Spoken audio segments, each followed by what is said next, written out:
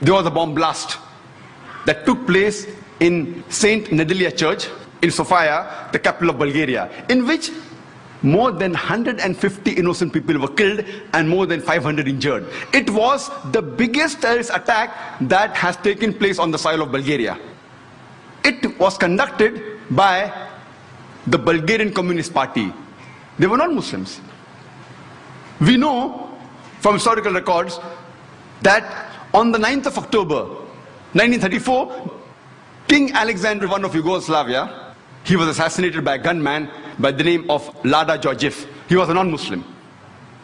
The first US plane to be hijacked, it was not by a Muslim, it was by a non-Muslim by the name of Ortiz. He hijacked the US airliner to Cuba and he later on got their asylum. When we go to the records of terrorist attacks done, we come to know that in the year 1968, the ambassador to Guatemala, he was assassinated by a non-Muslim. In 1969, the ambassador to Japan, he was knifed by a Japanese, a non-Muslim. The ambassador to Brazil in 1969, he was kidnapped by a non-Muslim. The famous attack, the Oklahoma bombing, which took place on 19th of April, 1995, where there was a truck loaded with a bomb which rammed into the federal building in Oklahoma, which killed 166 innocent human beings. And hundreds others were injured. Initially, it came in the press, Middle East conspiracy, for days together. Later on, they came to know it were two right-wing activists, Christians by the name of Timothy and Terry, who were responsible for the bombing of the federal building in Oklahoma. But when this news comes, it comes for a couple of days and then it vanishes. But before, for several days, Middle East conspiracy, Middle East conspiracy. After World War II, from 1941 to 1948, in a span of 8 years, 259 terrorist attacks were conducted by Jewish terrorists.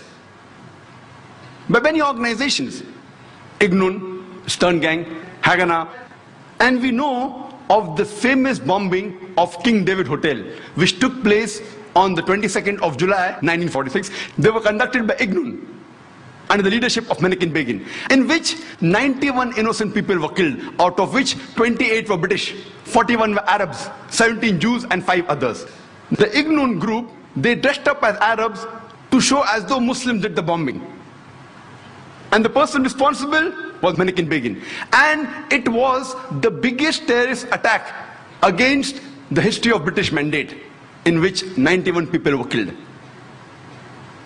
And at that time, Menachem Begin, he was called as terrorist number 1 by the British government.